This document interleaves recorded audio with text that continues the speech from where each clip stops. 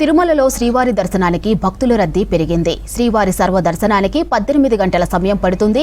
Vaikuntham queue complex లో 31 కంపార్ట్మెంట్లలో వేచి ఉన్నారు భక్తులు. టైం స్లాట్ దర్శనానికి 7 గంటల సమయం పడుతుంది. 300 రూపాయల ప్రత్యేక దర్శనానికి 5 గంటల సమయం పడుతుంది. నిన్న స్వామివారిని 81,777 మంది దర్శించుకున్నారు. ఇక స్వామివారికి 30,209 మంది భక్తులు తలనీలాలు సమర్పించారు. శ్రీవారి హుండీకి 3,70,00,000 ఆదాయం వచ్చింది.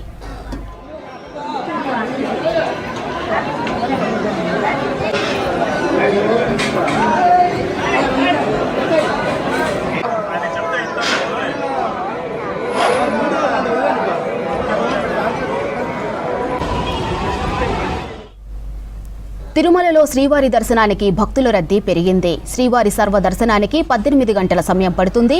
వైకుంఠం క్యూ కాంప్లెక్స్ లో 31 కంపార్ట్మెంట్లలో వేచి ఉన్నారు భక్తులు. టైం స్లాట్ దర్శనానికి 7 గంటల సమయం పడుతుంది. 300 రూపాయల ప్రత్యేక దర్శనానికి 5 గంటల సమయం పడుతుంది.